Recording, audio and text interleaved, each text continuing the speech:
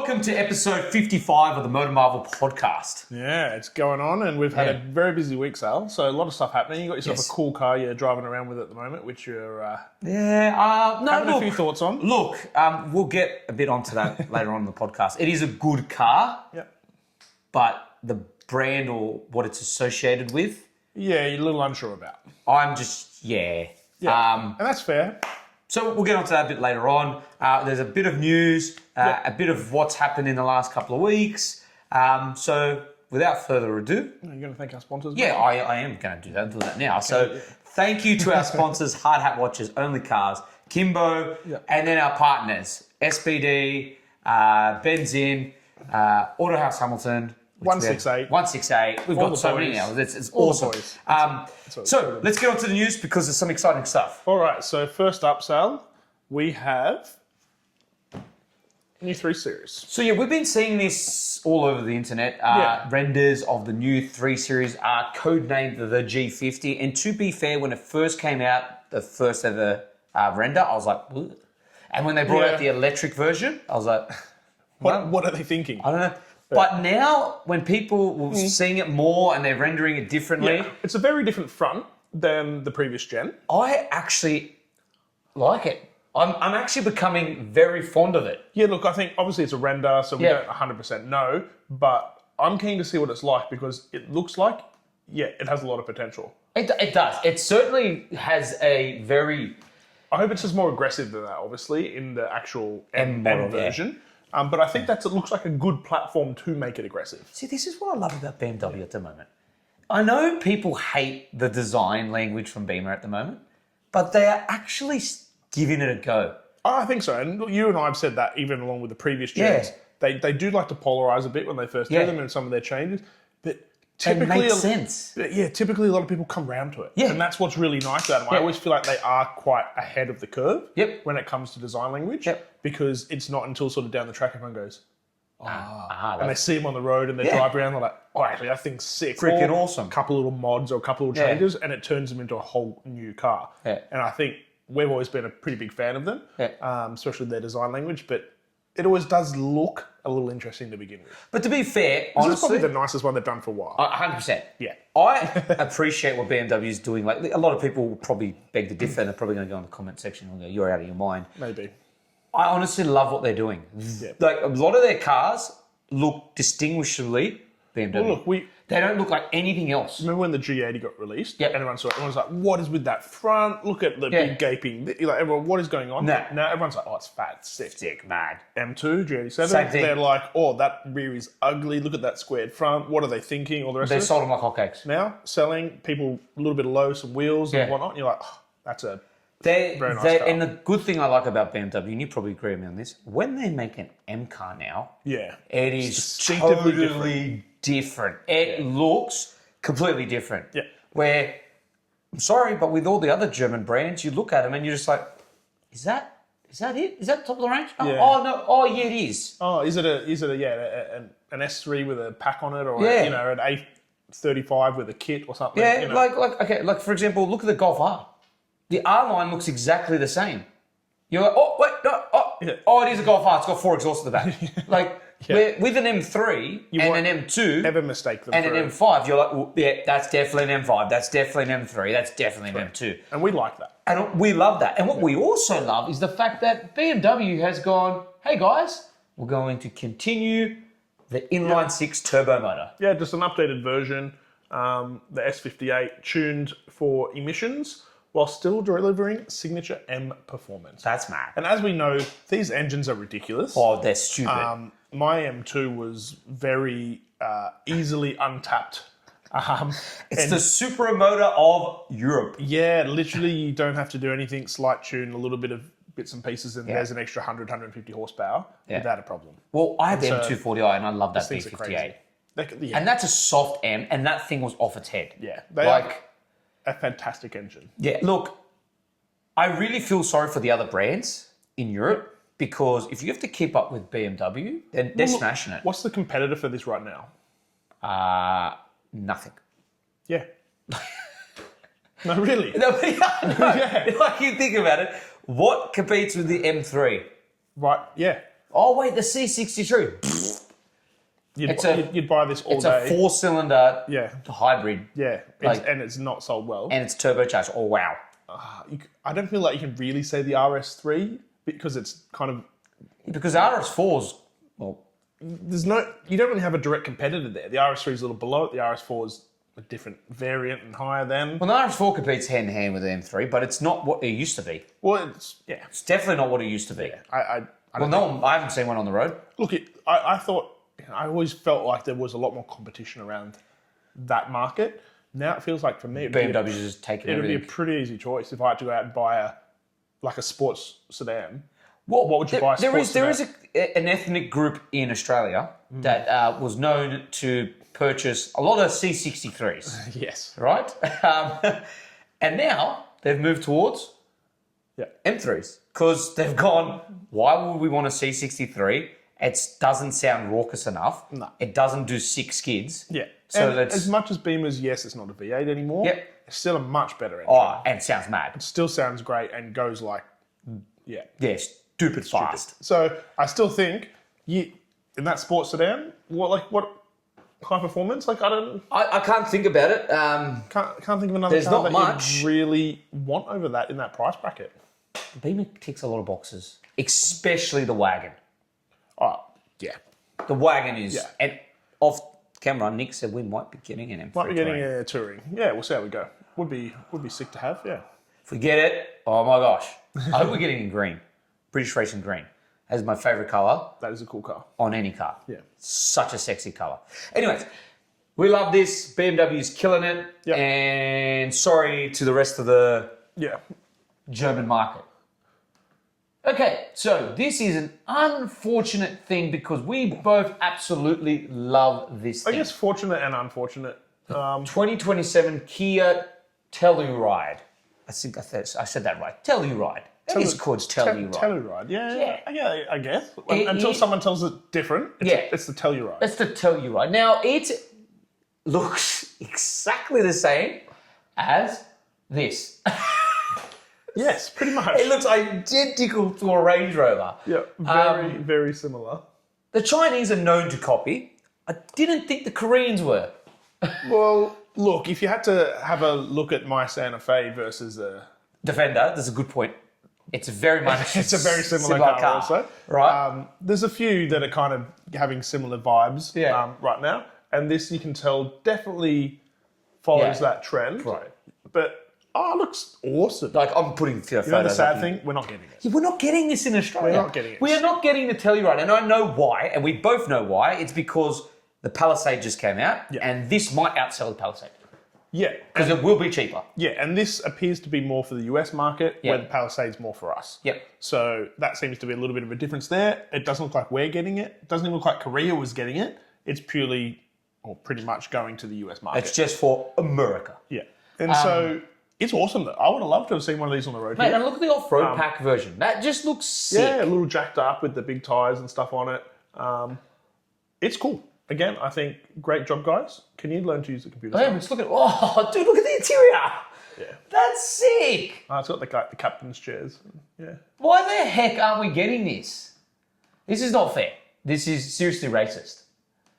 It's racist to Australians. Look, I'll send Kia an email and tell them what your thoughts are. Kia, can we please get one of these in Oz? Like, we need this. Oh, no, seriously, no, we do need this because, see, look, it's an off-road SUV.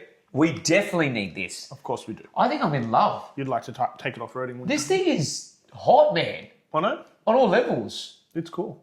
And it ticks a lot of boxes. Yep. Oh, dude, look at the classy version. It would potentially sell like hotcakes here. Look, honestly, to be fair, between maybe you and they me, are worried about the Palisade. If that did come here, you're 100% right. That would sell out. Yeah, like that. But you're right. Honda might be scared, a little worried that it will outsell the Palisade. Yeah. Or you know what they might do is sell the new Palisade here for a while and then release this. Yeah, good point. But they might not want to bring them both at the same time because they are quite competitive. But the Palisade is a very nice car. We're not taking that away from it. The new one looks It's awesome sick as well. But if this comes in and it's cheaper, I see what you're saying. People are going to be like, why would I buy the Palisade? I just buy this. Yeah, or you just, yeah. I don't know. Look, I hope we get both. But we'll soon find out. But either way, it's sick. It is a sick car and we do like it. Next. Okay, so 2026 Toyota RAV4 full Australian prices revealed. Now, the reason why I put this up is many of you are probably like, why? We don't care about the RAV4 because most of you guys watching are motoring enthusiasts like ourselves. However, the GR is on this list. Yes. And I wanted to see how much that comes in at. It's a $66,340. I think that's before on road. It is. Yeah. That is very good value. I was kind of thinking the opposite. No, but hear me out. That GR RAV4 is a ridiculous SUV. The power it makes... It's going to be like 75 grand on road. Yeah, but it's a very, very, very cool RAV4. That's the same as like... Can you just the Santa Fe. Just get a photo up of it? I've seen it. You put overlay it for the guys. Overlay it for all you guys. Because we've looked at it before. But it is a... I get it.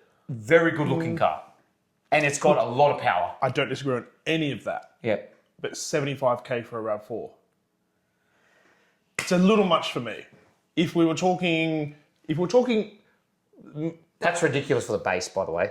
I'm sorry. Yeah. 45 grand for a front wheel drive. Like, go back in the days when we were, like, and I'm not even going to go back that long ago. Yeah. Just go back 5 or 6 years ago, and a RAV4 was like what, 30-something thousand for like the front wheel drive variant. Yeah. And that's 45 grand.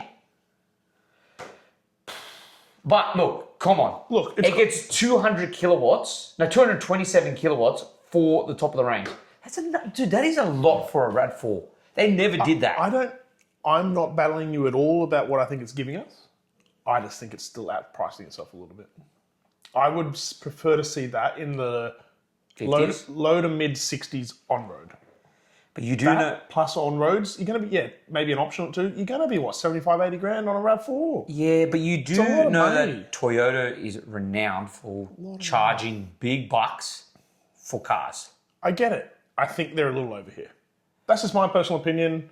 You obviously have yours. All right. We'll see what we get. But I think the rest of the models have...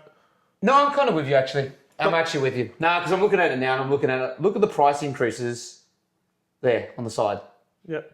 Like, you're right. I'm trying to give it some, and then I'm thinking in my head, look at the interior, look what it looks like, and I'm like, if you got up the Santa Fe and the only thing you got going for you is speed, yeah, you're right. No, sorry, you've convinced me. A bigger car? You've convinced me. You've got more for it. Yep. I think it's more luxurious. Yeah. I think it has weller equipped. Yeah. You can. And the only thing you're missing out is speed with the GR. Is a bit of power for the GR. And like, don't get me wrong, it's cool. Yeah. But you're spending the same money. Yeah. No, he's convinced me. Seriously, guys, he's convinced me. He's making a good point. It's a valid point. Let us know what you guys think. Because... Yeah, seriously, if you put the two in front of me and go Santa Fe and a GR RAV4, I'd probably go Santa Fe. Yeah, I think... And especially in the off-road pack. I think it's an easy choice there. But anyway... You let us know. Let us know in the comments below. Are you excited for this or you're not? I am excited for it. I just think, are you going to price themselves out a bit? So this is extremely exciting. So there is potential for the Mitsubishi Evo to return, but as a hybrid or even an EV. They've been talking about this on and off, though, I swear, since the final edition. Yeah, but I'm being honest with you, between you and me, I've seen a lot of this lately. And I don't know if it... Is it Mazda again, though, in the RX? I just, fingers crossed. I think it is. They bring it... But you know what I hope happens in just Japan? Please, please. They just go... Let's start making the WRX again. Let's start making like a proper WRX STI. Well, yeah. The one we had was good. I'm not saying it wasn't, but it wasn't a full-fledged STI, right? They go full-fledged STI. They go full-fledged Mitsubishi Evo. They go full-fledged on the Mazdas. Like, please. Now, Nick's right. We have been seeing a lot of this, and it's been going on. I'm not hugely convinced because we get it on and off every so-and-so where everyone gets hyped about something potentially, and then typically we just get a little disappointed. And I feel like we're going to be disappointed again, so. But... Fingers crossed. Because if it does come, I would absolutely love a modern-day version of an Evo. That would be pretty cool. Now, they said it's going to be either an EV or a hybrid. That's what I get from it. So not EV and Evo. So, look, the Mitsubishi is bringing back the Lancer Evo as a hybrid, or would that betray its rally-bred heritage? How cool did... Oh, sorry. My bad. It's just hybrid, right? I don't think, right, having a hybrid Evo is a bad idea. I have no problem with hybrids. Yeah. You and I have said for a long time now, they really do need to embrace the hybridization. If that means the survival of all these cars, 100% I'm in. Same. Yep. Just don't.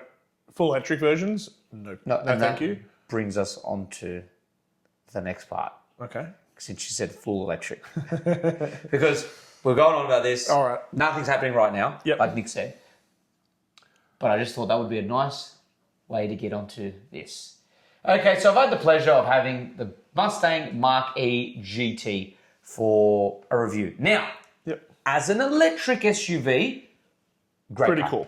Oh, and you were saying it is a rocket ship. Rocket ship. Yeah. It's good looking. We both agreed. It's good looking. It's got the looks, and the interior's cool and funky and sporty, even though there's a couple of scratchy plastics. But nonetheless, it's cool, right? And I understand why they do scratchy plastics. It's just to make Greta and her friends happy because it's all recycled. But I think some of it's for wear and tear too on some of these cars. But as an electric SUV in that segment where it goes up against the Tesla Model Y, the Volkswagen ID, and the Ioniq 5, right? It's actually a very strong competitor. Now, I would personally still choose the Ioniq 5 over it. You are obsessed with that car. Yeah, that's a very cool car. But this would come second. Okay. So it's a very good electric SUV. My problem with it is that it wears the Mustang badge. Now, I know why Ford has done this. Yeah. It's so it stands out in the segment and it stands as a more premium car. Is it they're trying to attract the Mustang following? Yeah, no, they're trying to attract new customers and not just give it a Ford badge and give it the Mustang badge because then it has that heritage and that spirit. But the fact of the matter is, it does not have the spirit of the Mustang. And in my review, which will be coming out later on the week, I do state that the sad thing about it is if you're going to give it a Mustang badge, and I'm okay with you trying to make a four-wheel drive, even though it's absurd and a lot of people hate it, if you're going to make a four-wheel drive version, SUV, electric SUV, with the Mustang badge, make it a Mustang. Make it make fake V8 sounds in the cabin. A bit like the Ioniq 5 did, right? Let it go into rear-wheel drive mode only so you can do burnouts. I know this sounds stupid, but let it be so customizable that it feels like a Mustang, especially for the top-tier GT model. Yeah. But it didn't have that. It had Untamed mode, which was slide across bar, puts the car in a preset setting. It's a bit aggressive, but it lacks the same kind of doesn't give you more emotion. Gaming feel as the Ioniq 5N. The Ioniq 5N felt like a video game. It was mad. Yeah, it was cool. It literally feels like a dumb. It was dumb, but it was like, oh, that's really kind of ticking that funky, quirky, fun box. It's like a video game. Yeah. Where I thought that's what they were going to do with the GT. They were going to do an Americanized version and just make it stupid. Loud pops and bangs of the well, V8s don't make that, but like loud grumbles from the V8 and all that. And even giving it, like you were saying, the ability to tune, more power to the rear and whatever else and have a bit of fun in it. Give it drift mode and something else. Just give it like line lock mode. Yeah. Just do a line lock burnout in an electric car. Yeah. And then you're like, oh, sick, it's a Mustang. It's dumb, but it's Mustang. Yeah. So at the moment, really, when we had a look at it, the only thing Mustang it has is a little bit of a front and the back, and a little definitely bit of the back because it's got the 3-bar light design. Correct. Yeah, that's it. The design is a little Mustangy front and rear. Yeah. Besides that, it's kind of it. It's a shame because it's not like I'll wait for the review to come out because I'm not going to tell you. It's not that I gave it a bad rating as a car, as a general car, but the MotorMarvel rating, I'm sorry, it just doesn't deserve a high ranking rating because. Yes, it might even have the look back for some people, but the spirit isn't there. And it's just that. I really did lacking a little bit. Feel sorry for this car because I felt like it wanted to be and something's holding it back. Yeah. So maybe they wanted it like that. Yeah. And to many, it's an abomination because it's a SUV, electric SUV with a horse on it. And I can see that too. I really can, right? I'm not a fan of. We've been on the podcast about this multiple times of brands turning cars that have big heritage into EVs, especially an example was the Dodge. Yeah, look, I think they should have gone one or two ways with this. They either should have just done how we mentioned it and given it all its tricks and its extra things to give you that connection and that emotion, or just had a complete model name different than Mustang. It should have been that. I kind of feel like they've kind of mixed in the middle and not kind of hit either one. Yeah. But cool car. Thanks to Ford for giving us the opportunity to have a look at it. 100%. And it's like I said, it's not that it's a bad car. It's definitely not a bad electric SUV. And like I said, I would definitely 100% choose this over a Model Y because I think a Model Y looks like a bloated fish, right? And I do not like it. You've never been a fan. No, I'm not a fan of it. It's just ugly, right? This, on the other hand, has styling. It has some sort of, character to it. You know what I mean? So yeah, wait for that review. It comes out at the end of the week. Besides that, that is it for today's podcast. Thank you so much for watching. Please don't forget to hit the bell icon so you don't miss another time we make an upload like this. And especially our car reviews, pride and joys, and every other thing we do on our channel. But thank you so much for watching, and we'll catch you on another episode of the MotorMarvel podcast. See you then, everyone.